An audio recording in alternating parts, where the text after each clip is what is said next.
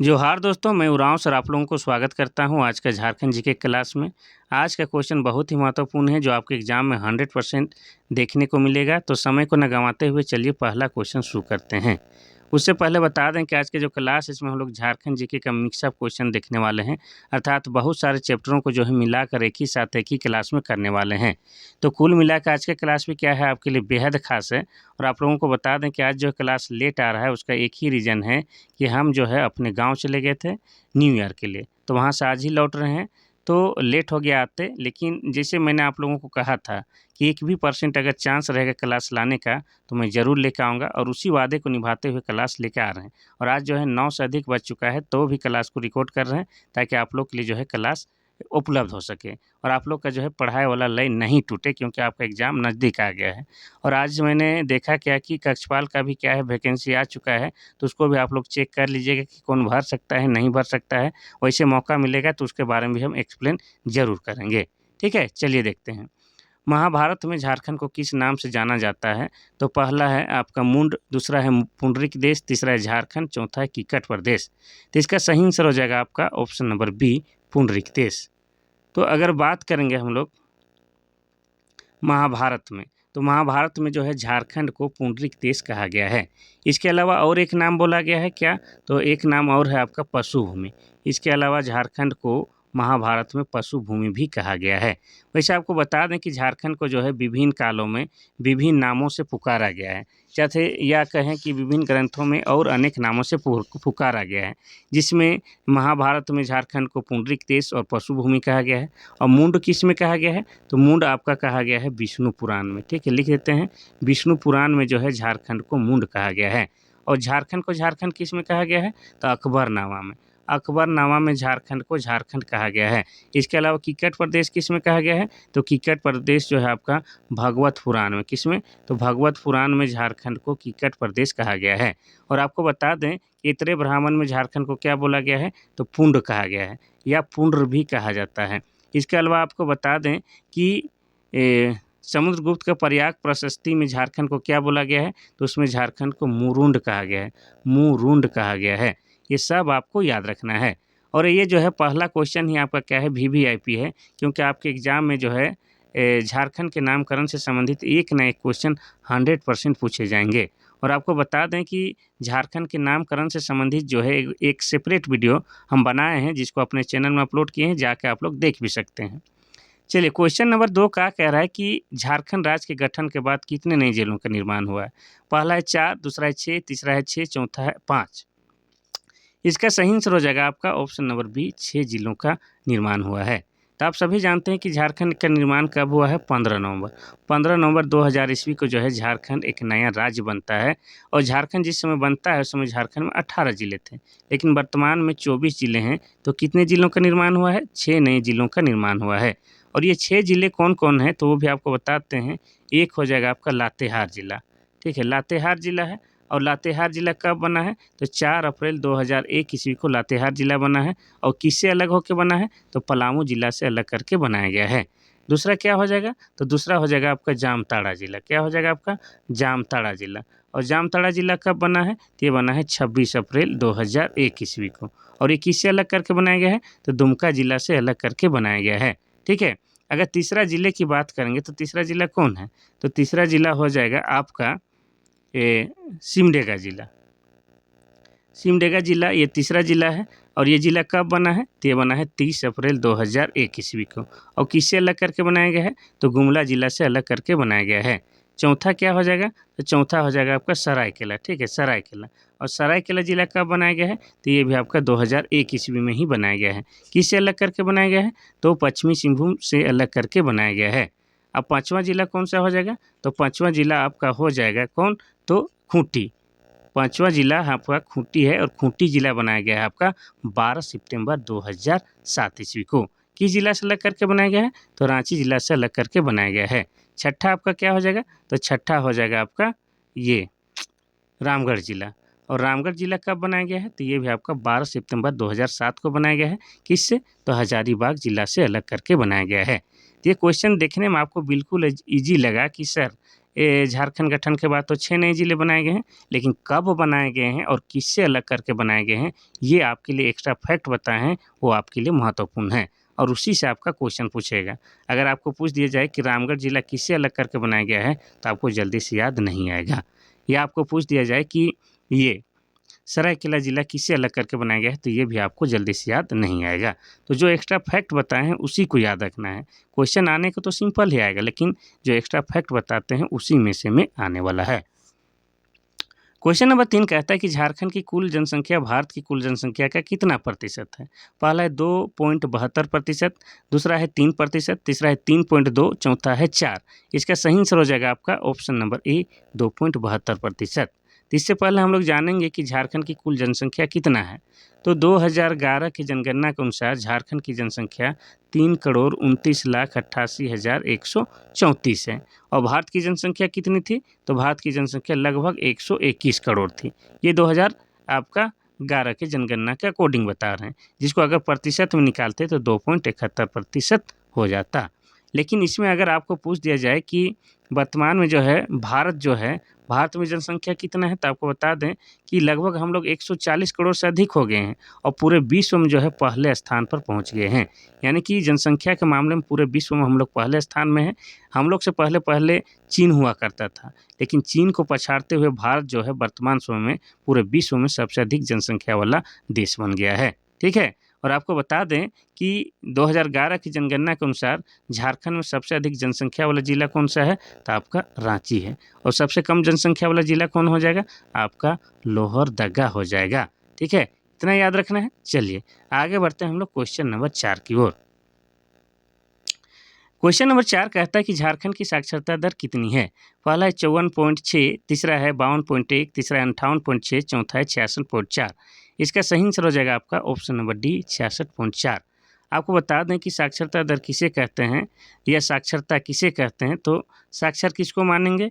तो कोई भी व्यक्ति किसी भी भाषा को अगर पढ़ लेता है और उसको लिख भी लेता है तो क्या कहलाएगा, साक्षर कहलाएगा। चाहे 1 क्लास पढ़ा है, चाहे 2 क्लास पढ़ा है। ठीक है, और 2011 की जनगणना के अनुसार हम लोग बात करेंगे तो झारखंड की साक्षरता दर 66.4 है। इसमें भी आप लोग को जानना क्या है कि पुरुष साक्षरता दर कितना है, तो पुरुष साक्षरता दर आपका 76.8 है और महिला साक्षरता दर कितना है, तो 55.4 है। ठीक है, इसमें भी सबसे अधिक साक्षरता दर वाला जिला कौन सा है, तो आपका रांची है। चाहे पुरुष साक्षरता दर की बात कीजिए, चाहे महिला साक्षरता दर की बात कीजिए, दोनों ही मामलों में रांची आपका आगे है। और सबसे कम साक्षरता दर वाला जिला कौन सा है, तो आपका पाकुड़ हो जाएगा। चाहे पुरुष साक्षरता दर की बात कीजिए, चाहे महिला साक्षरता दर की बात कीजिए, दोनों ही मामले में पाकुड़ फिसड्डी है। चलिए आगे बढ़ते हैं हम लोग क्वेश्चन नंबर 5 की ओर। क्वेश्चन नंबर 5 कहता है कि 1967 को हिंदुस्तान कॉपर लिमिटेड की स्थापना कहाँ की गई थी? पहला है रांची, दूसरा है मुरी, तीसरा है घाटशिला, चौथा है साकची। तो इसका सही आंसर हो जाएगा आपका ऑप्शन नंबर सी घाटशिला में। अगर तारीख की बात किया जाए तो कितना हो जाएगा आपका 9 नवंबर 1967 को जो है क्या है आपका हिंदुस्तान कॉपर लिमिटेड की स्थापना घाटशिला में किया गया था।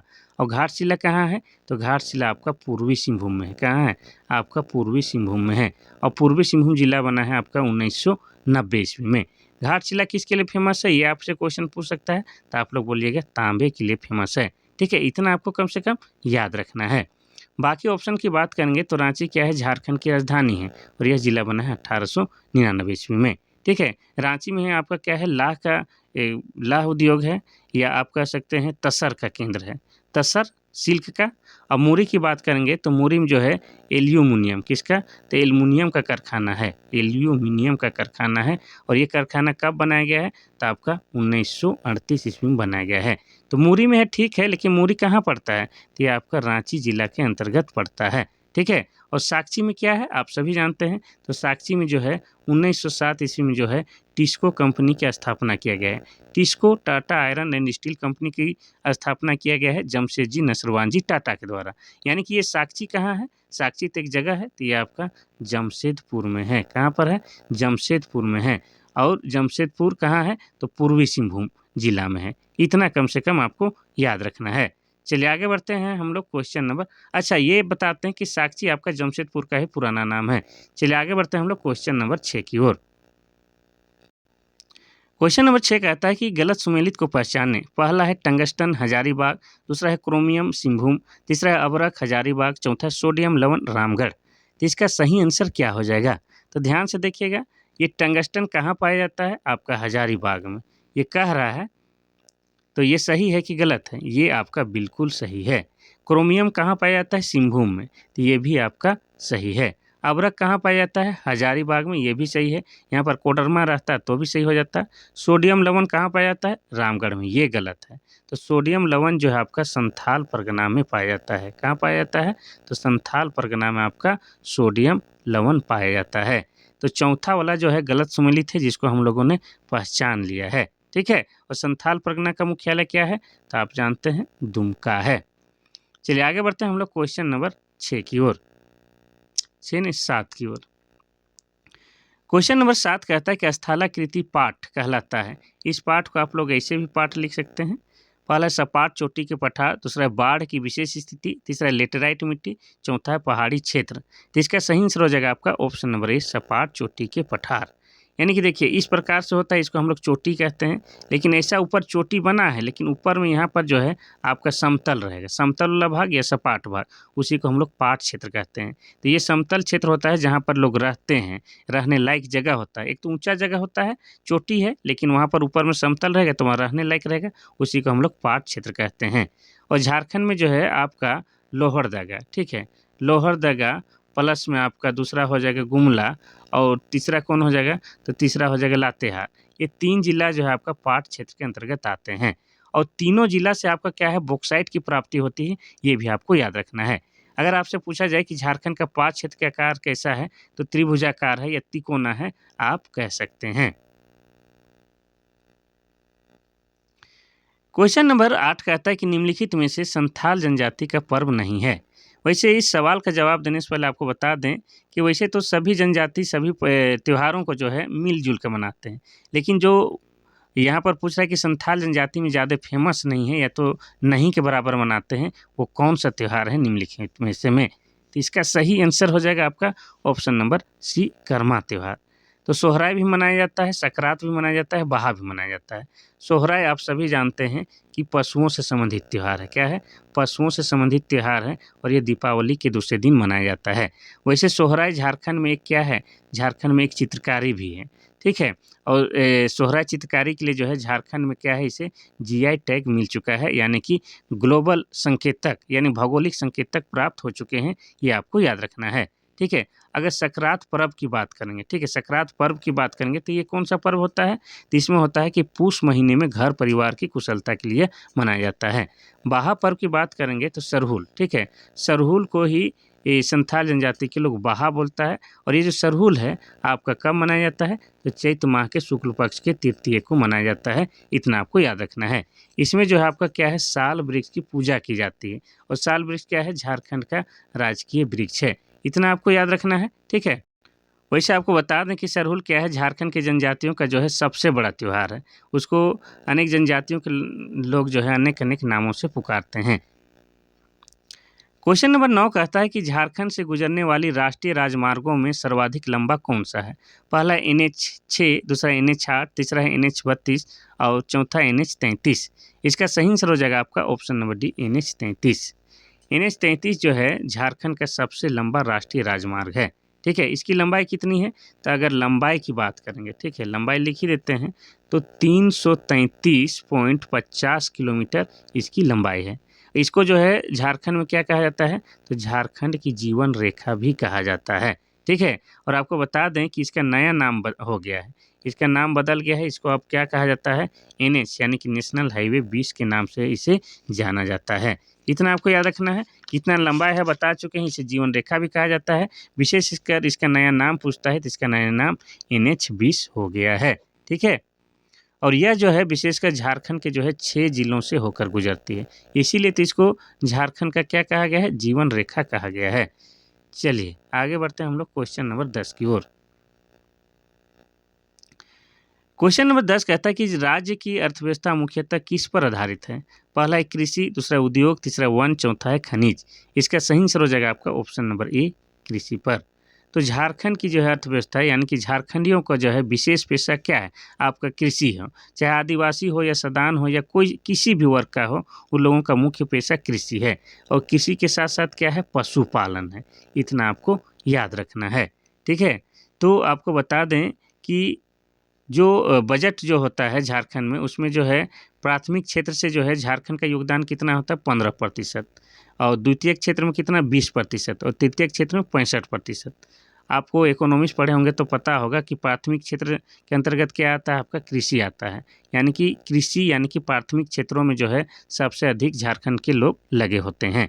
लेकिन उसका जो है यहाँ का राजस्व में या यहाँ पर पैसा जमा करने में जो है सबसे कम योगदान होता है। यानी कि सबसे कम आय होता है किससे, आपका कृषि से ही। लेकिन कृषि में ही सबसे अधिक लोग लगे होते हैं, ठीक है। चलिए, क्वेश्चन नंबर 11 कहता है कि निम्न में से कौन सा खनिज झारखंड में नहीं मिलता है। पहला है लौह अयस्क, दूसरा है अभ्रक, तीसरा है तांबा, चौथा है पेट्रोलियम। इसका सही आंसर हो जाएगा आपका ऑप्शन नंबर डी, पेट्रोलियम। वैसे आपको बता दें कि हमारा झारखंड में जो है बहुत सारे खनिज संपदाएं पाया जाता है, जिसके कारण झारखंड को रत्नगर्भा भी बोला जाता है और झारखंड को रूर प्रदेश भी कहा जाता है। लेकिन कुछ ऐसे भी चीज़ हैं जो झारखंड में नहीं पाए जाते हैं भाई। जैसे पेट्रोलियम की बात किया जाए तो ये झारखंड में नहीं पाया जाता है। लौह अयस्क झारखंड में पाया जाता है। और लौह अयस्क के लिए झारखंड में कौन कौन सी जगह फेमस है, तो पूर्वी सिंहभूम है, पश्चिमी सिंहभूम है, लातेहार है, पलामू है, हजारीबाग है। इन सब क्षेत्रों से भी आपका क्या है, लौह अयस्क पाए जाते हैं। इतना आपको याद रखना है। अभ्रक की बात करेंगे तो अभ्रक के लिए कौन सा जगह झारखंड में फेमस है, आपका कोडरमा। इसीलिए कोडरमा को अभ्रक का राजधानी भी कहा जाता है, क्योंकि कोडरमा में जो है बहुतायत मात्रा में अभ्रक पाया जाता है, ठीक है। इसके अलावा कोडरमा के अलावा गिरिडीह हो गया, हजारीबाग हो गया, वहाँ से भी अभ्रक पाया जाता है। तांबा की बात करेंगे तो तांबा कहाँ से पाया जाता है, तो तांबा जो है आपका पूर्वी सिंहभूम में। और विशेषकर तांबा के लिए कौन सा जगह फेमस है झारखंड में, तो घाटशिला नामक स्थान जो है तांबा के लिए फेमस है। तो पेट्रोलियम झारखंड में नहीं पाया जाता है। पेट्रोलियम, जो पेट्रोल का जो कच्चा पदार्थ है उसको हम लोग पेट्रोलियम कहते हैं। यानी कि पेट्रोलियम से ही डीजल बनता है, पेट्रोलियम से ही पेट्रोल बनता है और पेट्रोलियम से ही आपका मिट्टी का तेल बनता है। तो पेट्रोलियम मतलब पेट्रोल नहीं समझ लीजिएगा, ठीक है। चलिए, क्वेश्चन नंबर 12 क्या कह रहा है कि क्वेश्चन नंबर 12 कह रहा है कि बॉक्साइट से संबंधित जिला है। पहला मूसाबेनी, दूसरा है खूंटी, तीसरा है कोडरमा, चौथा है लोहरदगा। तो इसका सही आंसर हो जाएगा आपका option number D, Lohardaga. Lohardaga से आपके बॉक्साइट पाए जाते हैं। और लोहरदगा में भी विशेष कहाँ, तो लोहरदगा में आपको बता दें एक बगड़ू पहाड़ है और बगड़ू पहाड़ जो है आपका बॉक्साइट के लिए फेमस है।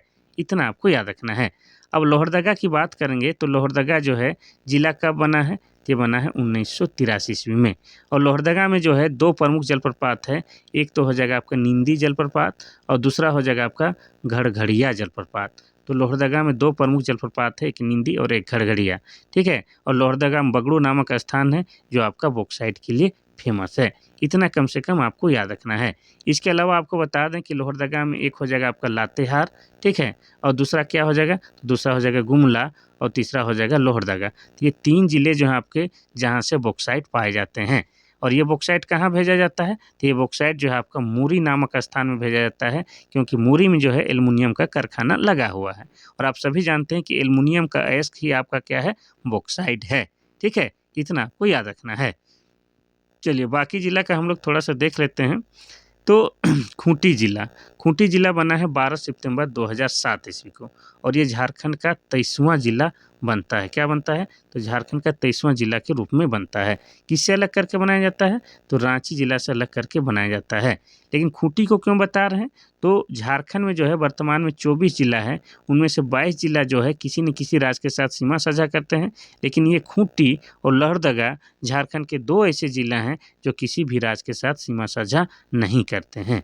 और ये खूंटी को क्यों बता रहे हैं, तो खूंटी जो है क्या है, प्रतिशत के मामले में जो है सबसे अधिक जनजातीय वाला जिला है। इतना आपको याद रखना है। किसमें, तो झारखंड में।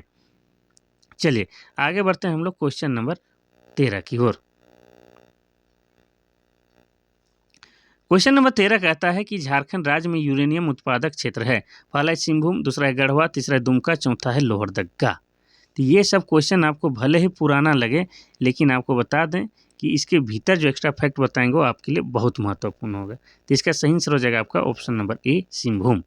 तो सिंहभूम में भी जो है विशेषकर आपका क्या पूछता है कि यूरेनियम के लिए जो सबसे फेमस जगह है वो क्या है आपका जादूगोड़ा।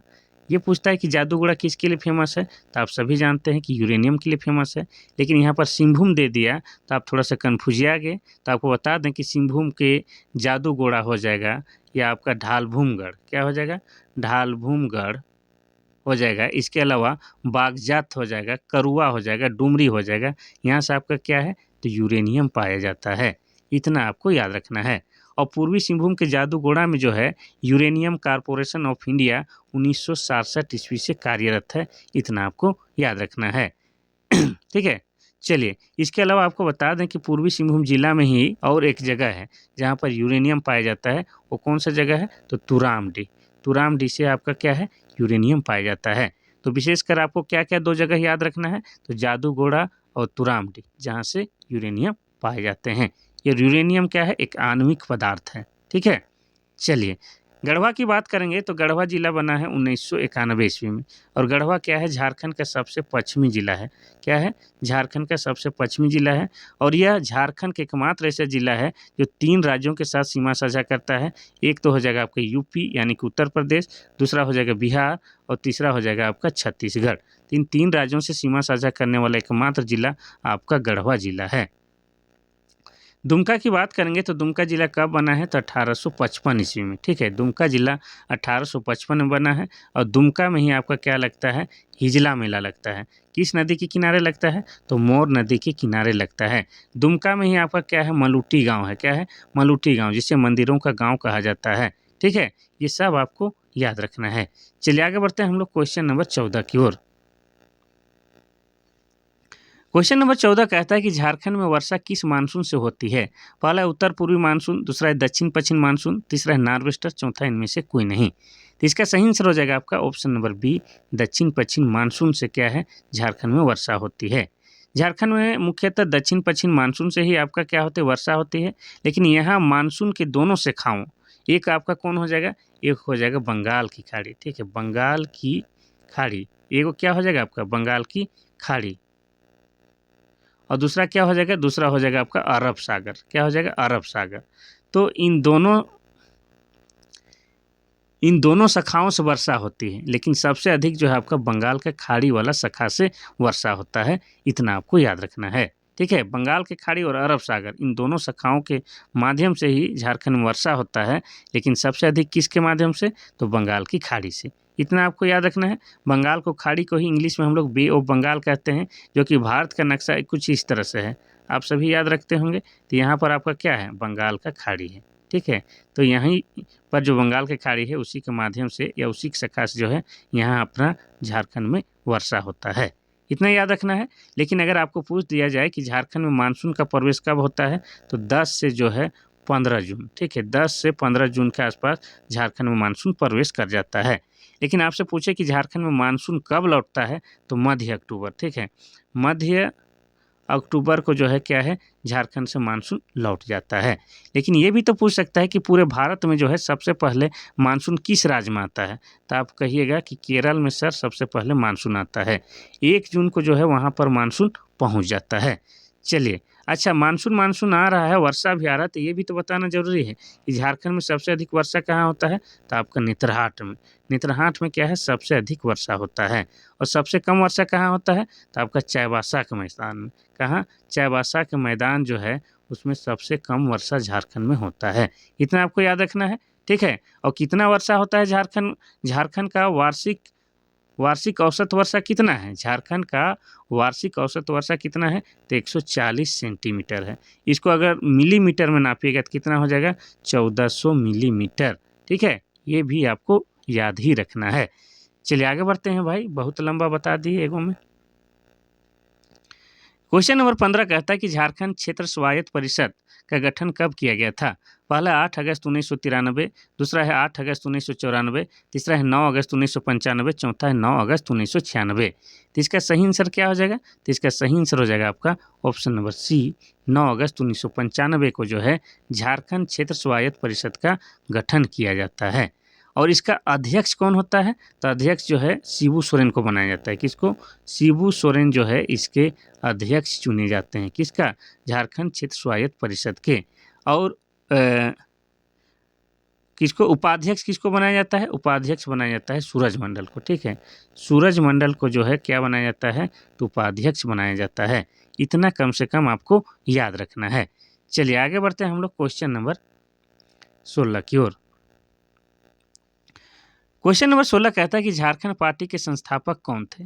पहला है जयपाल सिंह मुंडा, दूसरा है शिबू सोरेन, तीसरा है बिरसा मुंडा, चौथा है बाबूलाल मरांडी। तो इसका सही आंसर हो जाएगा आपका option number A, Jaipal Singh Munda. Jaipal Singh Munda के द्वारा जो है झारखंड पार्टी का स्थापना कब किया जाता है? तो 1950 ईस्वी में। कब? 1950 ईस्वी में। इसमें अगर तारीख पूछा जाए तो हो जाएगा आपका 1 जनवरी, ठीक है। 1 जनवरी 1950 ईस्वी को झारखंड पार्टी की स्थापना किया जाता है। और झारखंड पार्टी का चुनाव चिन्ह क्या होता है? मुर्गा छाप होता है। क्या होता है?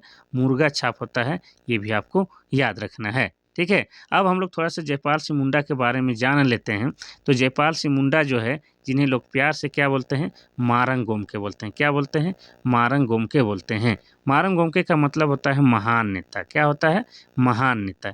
ये भी आपको याद रखना है। अब इनको महान नेता क्यों कहा जाता है, तो आपको इसके बारे में और जानना होगा। तो जयपाल सिंह मुंडा का जन्म हुआ है कब?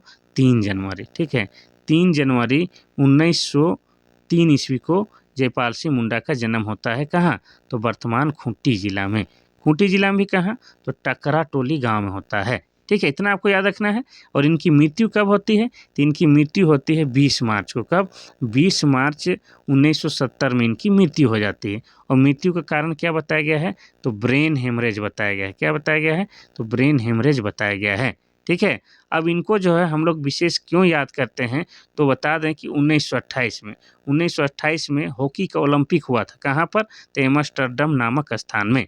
उस समय यह भारतीय हॉकी टीम के कैप्टन थे। और उन्होंने जो है वहाँ पर भारत को क्या दिलाया था? तो गोल्ड मेडल दिलाया था। और ये गोल्ड मेडल जो है भारत का ओलंपिक में पहला गोल्ड मेडल था। ये भी आपको याद रखना है। तो इसीलिए जो है जयपाल सिंह मुंडा को हम लोग जानते हैं, क्योंकि ये एक अच्छा खिलाड़ी थे, साथ में अच्छा नेता भी थे, ठीक है। इतना कम से कम जयपाल सिंह मुंडा के बारे में जानना होगा।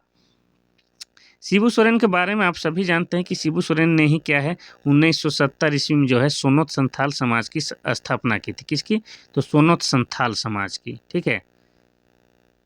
इसके अलावा आपको बता दें कि 1973 में, पूरा लिख ही देते हैं, 1973 में जो है इन्होंने किसकी स्थापना की थी? तो 1973 में जो है जेएमएम की स्थापना की थी।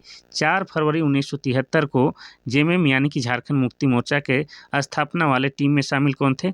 आपके शिबू सोरेन। ये भी आपको याद रखना है। और शिबू सोरेन को ही लोग प्यार से क्या बोलते हैं? गुरुजी बोलते हैं। गुरुजी बोलते हैं, साथ ही इन्हें दिसोम गुरु भी बोला जाता है। अब शिबू सोरेन के बारे में इतना इसलिए बता रहे हैं क्योंकि इनका जो है वर्तमान में ही निधन हो गया है, तो इनसे संबंधित क्वेश्चन पूछ सकता है। तो शिबू सोरेन का जन्म हुआ है कब? 11 जनवरी, ठीक है। 11 जनवरी आपका 1944 ईस्वी का इनका जन्म हुआ है। कहाँ? तो रामगढ़ जिला में। रामगढ़ जिला में भी किस गांव में? तो नेमरा गांव में हुआ है। ये आपको याद रखना है। अब इनकी मृत्यु कब हुई है? तो इनकी मृत्यु हुई है आपका 4 अगस्त, ठीक है। 4 अगस्त 2025 को इनकी मृत्यु हुई। कहाँ? तो दिल्ली पर। दिल्ली के अस्पताल में ये एडमिट थे, तो वहीं इनकी मृत्यु हो जाती है। तो शिबू सोरेन के बारे में कम से कम इतना आपको याद रखना है। और शिबू सोरेन का जो है बचपन का नाम क्या था? तो शिवचरण मांझी। शिवचरण मांझी इनका मूल नाम है, या बचपन का नाम है आप कह सकते हैं। और इन्हीं के सुपुत्र जो है वर्तमान में क्या है? झारखंड के सीएम हैं। कौन? तो आपके हेमंत सोरेन। क्वेश्चन नंबर 17 कहता है कि हिंदू भाद्र पक्ष मास में जनजातियों की कौन सी पूजा होती है? पहला रामनवमी, दूसरा है सरहुल, तीसरा है कर्मा, चौथा है सोहराय। तो इसका सही आंसर क्या हो जाएगा आपका? ऑप्शन नंबर सी, कर्मा। तो भादो महीना के जो है एकादशी में, शुक्ल पक्ष के एकादशी में जो है आपका क्या है? कर्मा त्यौहार मनाया जाता है। और कर्मा त्यौहार जो है सरहुल के बाद झारखंड के जनजातियों का दूसरा प्रमुख त्यौहार है। और ख़ास बात यह है कि इसमें जो है झारखंड के जनजाति और सदान मिलजुल के जम के मनाते हैं। यानी कि जितना भागीदारी जनजातियों का है उतना ही भागीदारी सदानों का भी है। और इसमें जो है करम नामक वृक्ष की जो है डाली की पूजा की जाती है। और यह जो है भाई बहनों के पवित्र प्रेम पर आधारित है। ये हम पहले ही ऑलरेडी आपको बता चुके हैं। अब हम लोग बात करेंगे बाकी त्योहारों की। रामनवमी की बात करेंगे तो ये कब मनाया जाता है? यह पर्व चैत महीने के शुक्ल पक्ष के अष्टमी को मनाया जाता है। कब? तो चैत्र महीने के शुक्ल पक्ष के अष्टमी को मनाए जाने वाला त्यौहार आपका रामनवमी है। सरहुल के बारे में आप सभी जानते हैं, यह क्या है, झारखंड के जनजातियों का सबसे बड़ा त्यौहार है और यह जो है आपका चैत्र माह के शुक्ल पक्ष के तृतीय को मनाया जाता है। कब? तो चैत्र माह के शुक्ल पक्ष के तृतीय को मनाया जाता है। ठीक है, इसमें जो आपका साल वृक्ष की पूजा की जाती है और साल क्या है, झारखंड का राजकीय वृक्ष है। सोहराय के बारे में आपको बता चुके हैं कि सोहराय जो है कार्तिक महीने के अमावस्या को मनाया जाता है और ये जो है आपका पशुओं से संबंधित त्यौहार है। और आपको बता दें कि सोहराय त्यौहार के उपलक्ष्य में ही महिलाओं के द्वारा चुमावड़ी गीत गाया जाता है, ये भी आपको याद रखना है। चलिए आगे बढ़ते हैं हम लोग क्वेश्चन नंबर 18 की ओर। क्वेश्चन नंबर 18 कहता है कि संथाल जनजाति में गांव के प्रधान को क्या कहते हैं? पहला है महतो, दूसरा है बैगा, तीसरा है मुखिया, चौथा है मांझी। इसका सही आंसर क्या हो जाएगा? तो इसका सही आंसर आपको बता दें, थोड़ा आप भी प्रयास कीजिए, तो इसका सही आंसर हो जाएगा आपका ऑप्शन नंबर डी, मांझी कहते हैं। ठीक है, संथाल जनजाति में जो होता है गाँव के प्रधान को हम लोग क्या बोलते हैं? तो मांझी बोलते हैं।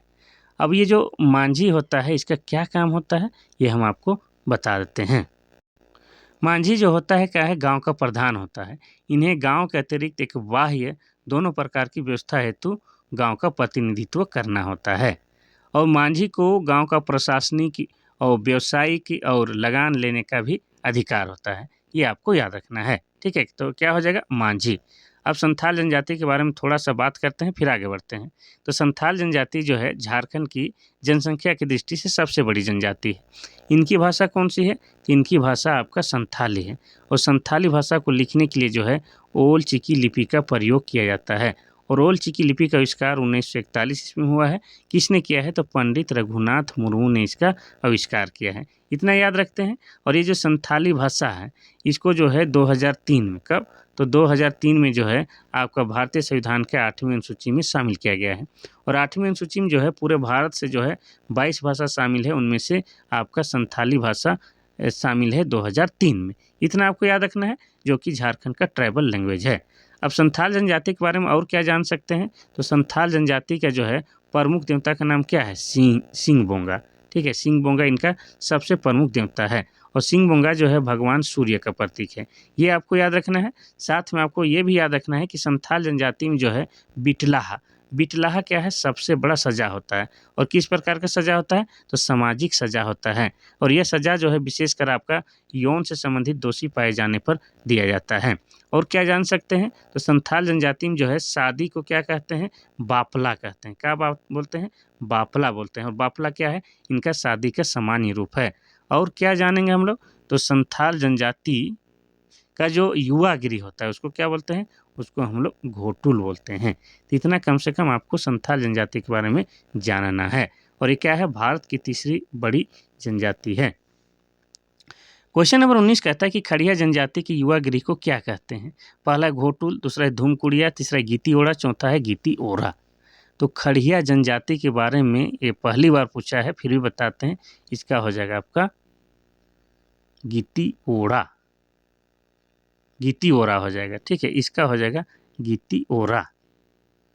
गीती ओरा भी नहीं बोलता है, इसको गीती ओ, ये हो जाएगा आपका ऑप्शन। इसको इस तरह से काट देंगे। ठीक है, इसका गीती ओ केवल कहा जाता है। खड़िया जनजाति में जो है युवा गिरी को गीती ओ कहा जाता है। इतना याद रखना है, तो गीती ओ। अब इसके बारे में और थोड़ा सा विस्तार में आपको बताते हैं, ध्यान से सुनिएगा। तो यहाँ पर र को काट के ये वाला सही कर देते हैं। तो पहली बात जो है जनजातियों में जो है प्रशिक्षण गृह जो होता है उसको क्या कहा जाता है? युवा गृह कहा जाता है। युवा गृह यानी कि प्रशिक्षण गृह। इसमें जो है अनेक जनजातियों में जो है अनेक अनेक नामों से पुकारा जाता है। अभी बहुत सारे जनजातियों के युवा गृह के नाम आपको बताएंगे। उससे पहले बता दें कि इसमें होता क्या है कि जनजाति युवक युवतियों को जो है उनके धर्म, उनके संस्कृति से संबंधित क्या दिया जाता है? प्रशिक्षण दिया जाता है और उनके आगे जीवन में काम आने वाले जैसे कार्यों के बारे में भी प्रशिक्षण दिया जाता है। उसमें जो है लड़का लड़कियों के लिए जो है अलग अलग प्रशिक्षण गृह होता है या अलग अलग युवा गृह बने होते हैं। ठीक है, अगर उरांव जनजाति के युवा गृह की बात करेंगे तो उसका नाम हम लोग क्या है? तो उसका नाम आपका धूमकुड़िया है। इसमें जो है सामान्यतः आपको बता दें 3 साल में प्रवेश मिलता है। कितना है? 3 साल में एक बार प्रवेश मिलता है और 10 से 11 साल की उम्र में कोई भी लड़का या लड़की प्रवेश पा सकता है और उसकी सदस्यता तब तक बनी रहती है जब तक उसका शादी ना हो जाए। शादी होते ही उसका सदस्यता ऑटोमेटिक समाप्त हो जाता है और यह जो है सामान्यतः सरहुल के दिन यहाँ पर प्रवेश मिलता है। इतना आपको याद रखना है। जिसमें जो है लड़का युवागिरी होता है उसको क्या बोलते हैं, उसको जो खेड़पा बोलते हैं, उसको जो खेड़पा कहते हैं। और लड़की जो युवागिरी होता है उसे पेल एड़पा या पेलो एड़पा कहते हैं। ठीक है, वैसे आपको याद रखना है। चलिए, किसका किसका युवागिरी को क्या कहते हैं आपको बता दें। तो घोटुल जो है संथाल जनजाति की युवागिरी को घोटुल कहा जाता है और धूमकुड़िया उरांव जनजाति की युवागिरी को धूमकुड़िया कहा जाता है। और गीती ओड़ा किसका कहा जाता है, तो आपको बता दें मुंडा जनजाति की युवागिरी को गीती ओड़ा कहा जाता है। और गीती ओरा किसका को कहा जाता है, तो हो जनजाति की युवागिरी को गीती ओड़ा कहा जाता है। और आपको बता देते हैं बाकी, तो खड़िया जनजाति का गीतियो कहा जाता है और आपका गोंड जनजाति का घोटुल कहा जाता है। क्या कहा जाता है, तो गोंड जनजाति का घोटुल कहा जाता है। इसके अलावा संथाल जनजाति का भी घोटुल कहा जाता है, कोई दिक्कत नहीं। और आपको बता दें कि सौरिया पहाड़िया का जो युवागिरी होता है उसको क्या कहा जाता है, उसको कहा जाता है कोंडवाह। क्या कहा जाता है, कोंडवाह कहा जाता है। और कोरा जो जनजाति होता है उसके युवागिरी को क्या कहा जाता है, उसके युवागिरी को भी गीती ओड़ा ही कहा जाता है। इसके अलावा असुर जनजाति जो होता है उसके युवागिरी को क्या कहा जाता है, तो उसको कहा जाता है गतियारो। क्या कहा जाता है, तो गतियारो कहा जाता है। ठीक है, या गतियोरा कहा जाता है, इतना याद रखना है। और आपको बता दें कि बिंझिया हो गया, खरवार हो गया, ऐसे भी जनजाति हैं जिनका कोई भी युवागिरी नहीं पाया जाता है। तो चलिए आगे बढ़ते हैं हम लोग क्वेश्चन नंबर 20 की ओर। क्वेश्चन नंबर 20 कहता है कि हजारीबाग जिला स्थित सूरज जलकुंड का तापमान फ़ारेनहाइट में कितना है।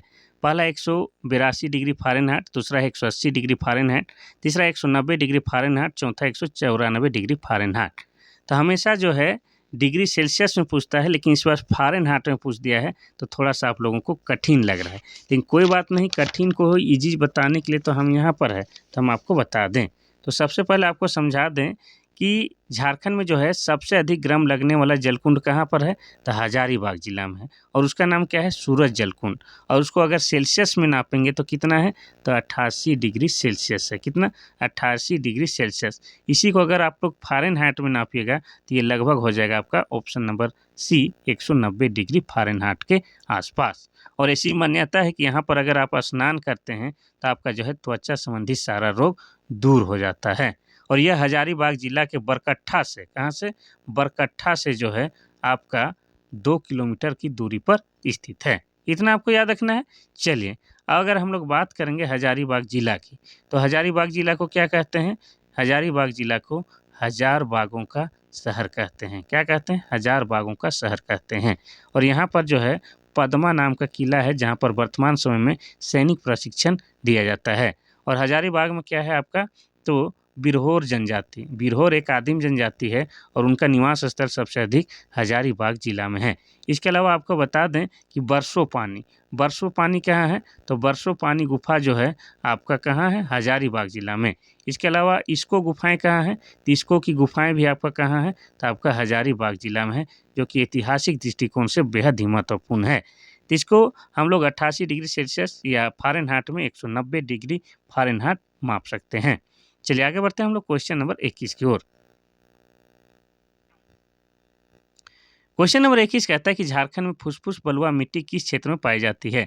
पहला है दामोदर घाटी, दूसरा है सिंहभूम, तीसरा है कोयल कारो क्षेत्र, चौथा है पलामू। तो इसका सही आंसर क्या हो जाएगा, तो इसका सही आंसर हो जाएगा आपका ऑप्शन नंबर डी, पलामू क्षेत्र में। पलामू क्षेत्र में क्या है, फुसफुस बलुआ मिट्टी पाया जाता है। अब पलामू की बात करेंगे तो पलामू जिला कब बना है, ये बना है 1 जनवरी। ठीक है, 1 जनवरी आपका 1892 ईस्वी को पलामू जिला बना है। इतना आपको याद रखना है। चलिए, और पलामू में जो है मक्का का उत्पादन सबसे अधिक पूरा झारखंड में होता है। इसके अलावा आपको बता दें तो तिलहन का भी उत्पादन जो है पलामू में सबसे अधिक होता है। उसके अलावा दलहन का भी उत्पादन जो है सबसे अधिक पलामू जिला में होता है। ये सब आपको पलामू जिला के बारे में याद रखना है। अब यहाँ पर मिट्टी की बात हुआ है तो आपको बता दें कि झारखंड में जो है मुख्य रूप से 6 प्रकार की मिट्टी पाई जाती है। उसमें भी आपको बता दें सबसे प्रमुख मिट्टी कौन-सा है? तो लाल मिट्टी। अब लाल मिट्टी सबसे प्रमुख क्यों है? तो आपको बता दें कि झारखंड का जितना भी भू-भाग है उसके लगभग 90% भू-भाग में जो है आपका लाल मिट्टी पाया जाता है। और लाल मिट्टी में जो है क्या है, खेती-बाड़ी ठीक से नहीं होता है, यानी कि अनउपजाऊ मिट्टी है, बंजर टाइप का मिट्टी है। लेकिन सच्चाई यह है कि झारखंड के 90% भू-भाग में आपका लाल मिट्टी है, ठीक है? इसीलिए उसको क्या कहा जाता है? आपका झारखंड की प्रमुख मिट्टी कहा जाता है। चलिए आगे बढ़ते हैं हम लोग क्वेश्चन नंबर 22 की ओर। क्वेश्चन नंबर 22 कहता है कि दामोदर घाटी निगम की स्थापना कब हुई थी? पहला 1945, दूसरा है 1946, तीसरा है 1947, चौथा है 1948। इसका सही आंसर हो जाएगा आपका ऑप्शन नंबर डी 1948 ईस्वी में। अगर तारीख की भी बात की जाए तो हो जाएगा आपका 7 जुलाई, ठीक है? 7 जुलाई 1948 ईस्वी को जो है दामोदर घाटी निगम अर्थात डीवीसी का स्थापना किया जाता है। डीवीसी बोले तो दामोदर वैली कॉर्पोरेशन का। और यह झारखंड ही नहीं भारत का जो है पहला बहुउद्देशीय नदी घाटी परियोजना है, ये भी आपको याद रखना है। और इसका निर्माण जो है अमेरिका का, कहाँ का? तो अमेरिका का। अमेरिका का जो है टेनेंसी नदी घाटी परियोजना के अनुरूप किया गया है। यानी आप कह सकते हैं कि अमेरिका में जो है टेनेंसी नदी घाटी परियोजना उसी का नकल किया गया है आपका दामोदर घाटी परियोजना। और इसके तहत जो है यहाँ पर झारखंड में 8 बड़े बांध बनाए गए हैं और एक अवरोधक बांध भी बनाया गया है। और आपको बता दें कि ये जो है आपको दामोदर घाटी परियोजना पश्चिम बंगाल और झारखंड की संयुक्त परियोजना है। और इसका मुख्यालय कहाँ है? तो इसका मुख्यालय आपका कोलकाता में है। कहाँ पर है? कोलकाता में मुख्यालय है किसका? दामोदर घाटी निगम का। इतना कम से कम आपको याद रखना है। चलिए आगे बढ़ते हैं हम लोग क्वेश्चन नंबर 23 की ओर। क्वेश्चन नंबर 23 कहता है कि रांची में कैथोलिक गिरजाघर की स्थापना कब हुई थी? पहला 1909, दूसरा है 1910, तीसरा 1911, चौथा 1912। तो इसका सही आंसर हो जाएगा आपका ऑप्शन नंबर ए 1909 ईस्वी में। रांची में कैथोलिक चर्च की स्थापना 1909 में Roman Catholic mission Purulia road में की गई थी, जो झारखंड का पहला चर्च है। क्या है? झारखंड का पहला चर्च है, ये भी आपको याद रखना है। जीएल चर्च की स्थापना अगर पूछा जाए तो जीएल चर्च की स्थापना 1955 ईस्वी में हुआ है। इतना आपको याद रखना है। जब यहाँ पर चर्च और गिरजाघर की बात हो ही रहा है तो आपको बता दें कि ईसाइयों का जो है पूजा स्थल क्या होता है? गिरजाघर। और ईसाइयों का जो है पवित्र ग्रंथ कौन सा है? तो बाइबिल। इतना याद रखना है। साथ ही जो है झारखंड में ईसाइयों का आगमन, झारखंड में ईसाइयों का आगमन कब हुआ था? तो 2 नवंबर 2 नवंबर 1845 ईस्वी को जो है झारखंड में ईसाइयों का आगमन सबसे पहले होता है। और कितने व्यक्ति आते हैं? 4 व्यक्ति आते हैं और चारों जो है धर्म प्रचारक के रूप में आते हैं। और झारखंड में जो पहला मिशन आता है, कौन सा मिशन होता है? तो आपको बता दें वह गोशनर मिशन होता है। ठीक है, कौन मिशन? गोशनर मिशन। इसे ही क्या कहा जाता है? जीएल मिशन, यानी कि गोशनर इवैंजेलिकल लूथरन, इन्हीं को कहा जाता है। और ये कहाँ से आए थे? तो ये आपके जर्मनी से आए थे। जर्मनी से सबसे पहले झारखंड के रांची में 4 व्यक्ति आए थे। कब? 2 नवंबर 1845 ईस्वी को। चलिए आगे बढ़ते हैं हम लोग क्वेश्चन नंबर 24 की ओर। क्वेश्चन नंबर 24 कहता है कि झारखंड में मुख्य रूप से कितने प्रकार की फसल पैदा होती है? पहला 1, दूसरा है 2, तीसरा है 3, चौथा है 4। इसका सही आंसर हो जाएगा आपका ऑप्शन नंबर बी 2। तो झारखंड में जो है मुख्य रूप से 2 फसल पैदा होती है। एक हो जाएगा आपका खरीफ, एक हो जाएगा आपका खरीफ और दूसरा क्या हो जाएगा आपका रबी। रुकिए शुरू से लिख देते हैं। 2 प्रकार की फसलें होते हैं। एक हो जाएगा आपका खरीफ और दूसरा हो जाएगा आपका रबी। खरीफ वाला याद रखिएगा कि बरसात से संबंधित फसल आपका खरीफ है और गर्मा वाला आपका क्या हो जाएगा? रबी हो जाएगा। इसके अलावा जो है थोड़ा बहुत आपका जो है गर्मी के दिनों में किया जाता है, उसको क्या कहते हैं? गर्मा फसल, या उसी को जायद फसल कहा जाता है। लेकिन मुख्य रूप से जो है झारखंड में 2 प्रकार की फसल होती है, खरीफ और रबी। और तीसरी फसल क्या है आपका? जायद या गर्मा फसल, ये आप कह सकते हैं। झारखंड की खरीफ फसल जो है लगभग कितना किया जाता है? झारखंड में खरीफ फसल, ध्यान से सुनिएगा, खरीफ फसल जो है लगभग 90.5% क्षेत्र में उगाई जाती है।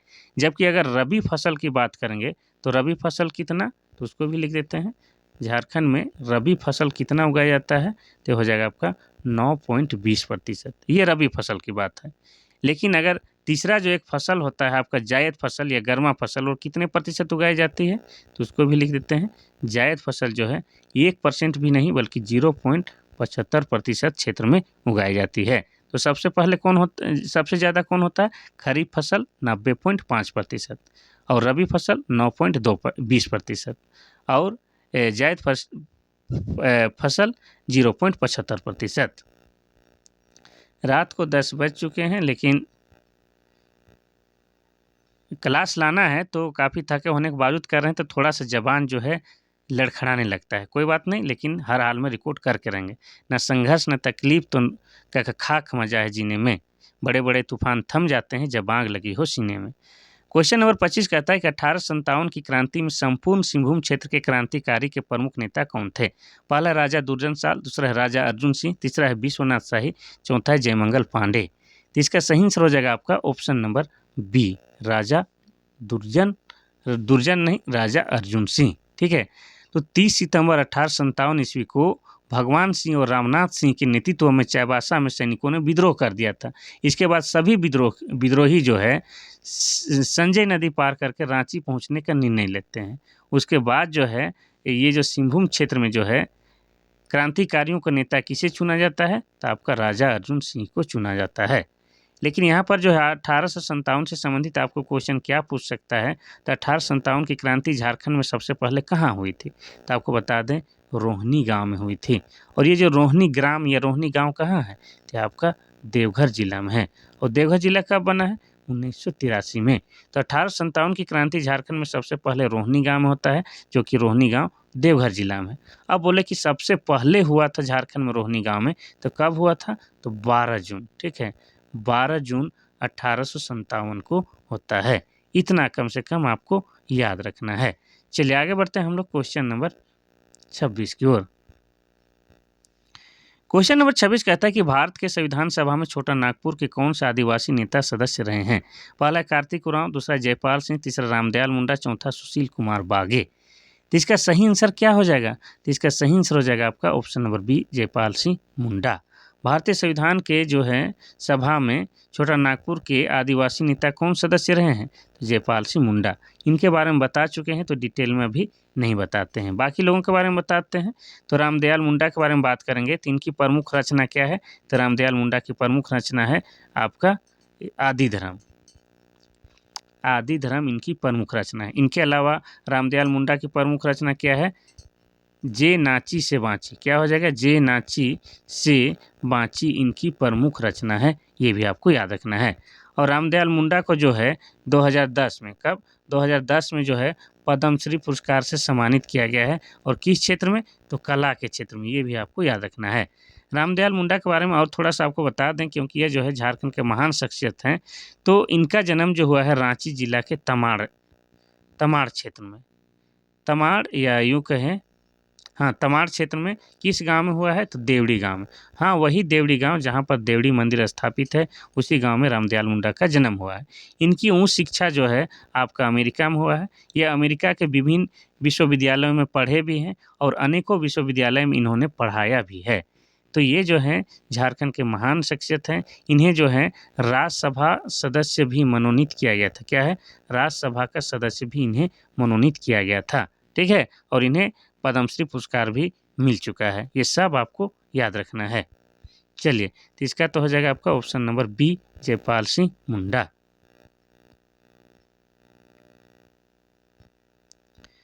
क्वेश्चन नंबर 27 कहता है कि संथाल परगना काश्तकारी कानून कब लागू हुआ था।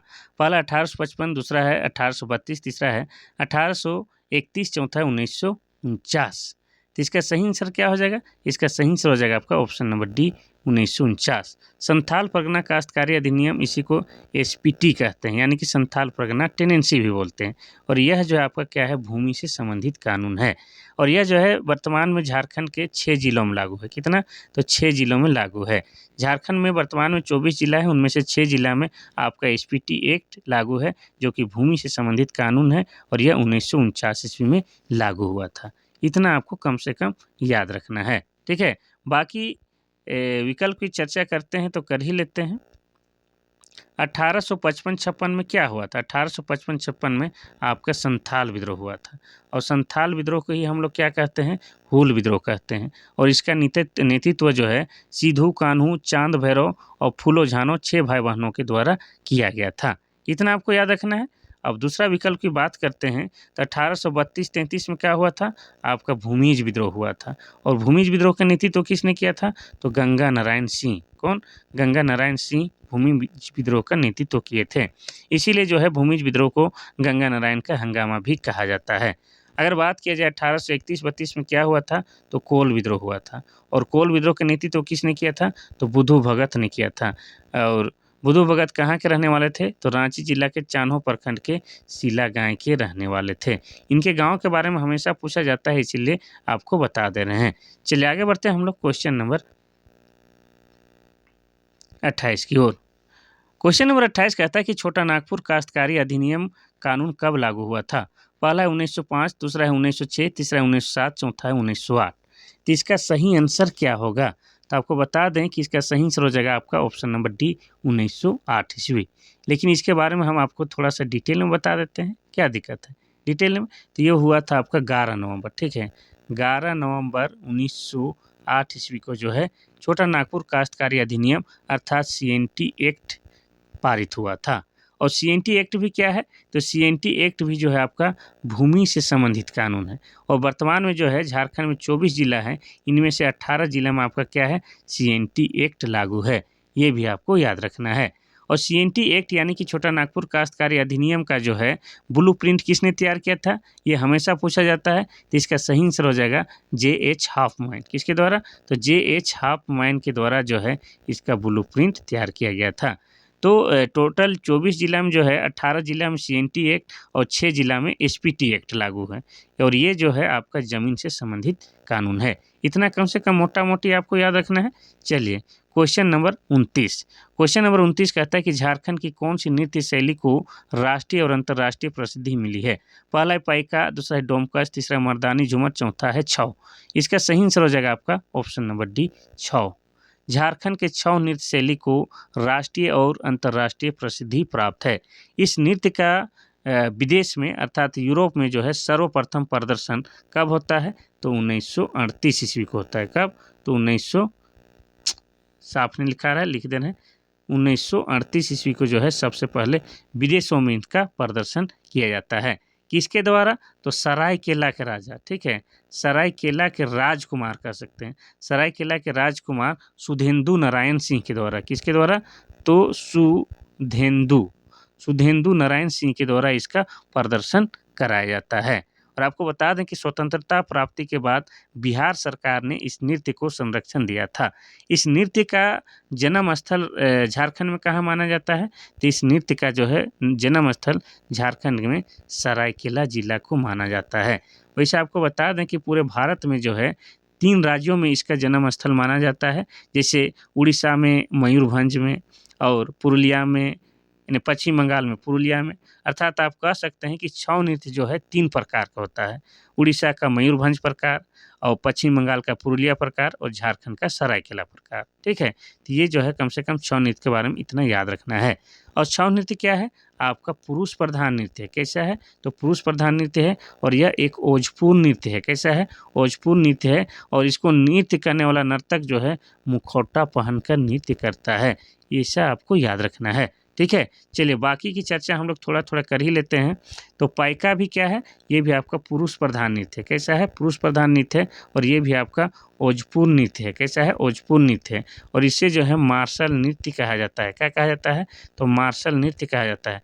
मार्शल नृत्य क्यों कहा जाता है? क्योंकि पाइका नृत्य करने वाला नर्तक जो है सैनिक वेशभूषा धारण करके नृत्य करता है, ठीक है, इतना याद रखना है। डोमकच की बात करेंगे तो यह जो है आपका शादी विवाह से संबंधित नृत्य है। क्या है? शादी विवाह से संबंधित नृत्य या संगीत है, इतना आपको याद रखना है। मर्दानी झूमर की बात किया जाए तो मर्दानी झूमर के प्रतिपादक किसे कहा जाता है? तो झारखंड में जो मुकुंद नायक हैं, मुकुंद नायक को जो है मर्दानी झूमर का प्रतिपादक कहा जाता है। और मुकुंद नायक को क्या कहा जाता है? तो झारखंड का राजकुमार यानी कि प्रिंस ऑफ छोटा नागपुर भी कहा जाता है और उन्हें भी पद्मश्री पुरस्कार मिल चुका है कला के क्षेत्र में। इतना कम से कम आपको याद रखना है। चलिए आगे बढ़ते हैं हम लोग क्वेश्चन नंबर 30 की ओर और आज का आखिरी क्वेश्चन की ओर। आखिरी क्वेश्चन कहता है कि झारखंड राज्य में जंगलों को सुरक्षित वन के रूप में वर्गीकृत करने का उद्देश्य है। अच्छा, आपको ये जानना ज़रूरी है, थोड़ा-सा ये नया क्वेश्चन है, आपको हम बताते हैं। झारखंड राज्य में जंगलों को सुरक्षित वन के रूप में वर्गीकृत करने का उद्देश्य है। यानी कि सुरक्षित वन का डेफिनेशन क्या है?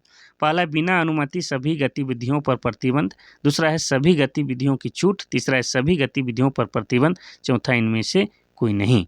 तो इसका सही आंसर क्या हो जाएगा? इसका सही आंसर हो जाएगा आपका ऑप्शन नंबर ए, बिना अनुमति के सभी गतिविधियों पर प्रतिबंध होता है। जो सुरक्षित वन है वहाँ पर जो है लोगों के लिए बिना अनुमति के सभी गतिविधियों पर प्रतिबंध लगा होता है। ठीक है। झारखंड राज्य में वनों को जो है 3 श्रेणियों में वर्गीकृत किया गया है। एक तो हो जाएगा आपका कौन? सुरक्षित। ठीक है। एक हो जाएगा आपका सुरक्षित वन, जो कि यहाँ पर हम अभी देख रहे हैं। और दूसरा क्या हो जाएगा? दूसरा हो जाएगा आपका संरक्षित वन। क्या हो जाएगा? दूसरा हो जाएगा संरक्षित वन। और तीसरा हो जाएगा आपका अवर्गीकृत वन। क्या हो जाएगा? अवर्गीकृत वन। तो इस तरह से जो है झारखंड में वनों को 3 वर्गों में बाँटा गया है, सुरक्षित वन, संरक्षित वन और अवर्गीकृत। उसमें जो है सुरक्षित वन में क्या होता है कि बिना अनुमति के सभी गतिविधियों पर प्रतिबंध लगा होता है। ठीक है? इतना आपको याद रखना है। अब थोड़ा-सा हम लोग चर्चा करेंगे कि 2021 के हिसाब से, ठीक है? 2021 के हिसाब से जो है झारखंड में वनों की स्थिति क्या है? तो आपको बता दें 29.76% है। झारखंड के कुल भाग का जो है 29.76% में क्या है? आपका वन है। और ये रिपोर्ट आपका 2021 के अनुसार है। वैसे आपको बता दें कि वन रिपोर्ट, भारतीय वन सर्वेक्षण रिपोर्ट जो है प्रत्येक 2 साल में प्रकाशित किया जाता है। कितना? तो प्रत्येक 2 साल में प्रकाशित किया जाता है। और ये कहाँ से प्रकाशित किया जाता है? तो देहरादून से। ठीक है, देहरादून से जो है भारतीय वन सर्वेक्षण रिपोर्ट जारी किया जाता है प्रत्येक 2 साल में। और आपको बता दें कि 2021 के अनुसार जो है झारखंड में वन स्थिति क्या है हम बताएँ हैं? 29.76 है। लेकिन यही जो है आपका 23 पहुँच गया होगा। ठीक है? 23 की बात करेंगे तो 23 का कितना है? तो 29.81 के आसपास है। और यही जो है आपका 2019 में 19 का कितना है? तो 29.61 है। ये सब आंकड़ा आपको याद रखना है। कब का पूछेगा उसके हिसाब से जवाब देना है। 23 का पूछा है तो 23 के हिसाब देना है। और आपको 23 के हिसाब क्या हो जाएगा? 29.81। और 21 के हिसाब से क्या हो जाएगा आपका? 29.76। और 19 के हिसाब से 29.61। तो आपको ईस्वी सन देखना है और उसके हिसाब से जवाब देना है। वैसे 25 आ गया तो 25 का भी अब रिपोर्ट आने वाला है। लेकिन आपको बता दें कि क्वेश्चन पेपर पहले सेट हो जाता है तो आपका जो है 25 वाला आंकड़ा नहीं पूछेगा। तो आपका जो झारखंड उत्पाद सिपाही का एग्ज़ाम जो होने वाला है, ठीक है, इसका क्वेश्चन कम से कम 1 डेढ़ साल पहले छप चुका है। ये 100% तय है। तो इसीलिए जो आपको बता देते हैं कि अगर करंट अफ़ेयर्स भी आप लोग पढ़ते हैं तो कम से कम डेढ़ 2 साल पुराना क्वेश्चन को तो पुराना वाला करंट अफ़ेयर्स आपको पढ़ना ही होगा। कल परसों घटित हुआ उसको बिल्कुल नहीं पढ़ना है। ठीक है? कम से कम 6 महीना आगे का ही पढ़ना है। ये बात आप लोग ख़्याल रखिएगा। ठीक है? तो ये जो है काफ़ी शिद्दत और मेहनत के साथ जो है रात के 10 बजे जो है हम क्लास रिकॉर्ड कर लिए हैं, क्योंकि हमने ये वादा किया था कि 1 भी % चांस रहेगा तो हम क्लास लेके ज़रूर आएँगे। तो आशा करते हैं क्लास आपको अच्छा लगेगा और अच्छा लगेगा तो आप लोग इसको शेयर, लाइक सब कीजिएगा। ठीक है? चलिए तो आज के लिए बस इतना सही, कल फिर मिलते हैं, तब तक के लिए थैंक यू, धन्यवाद।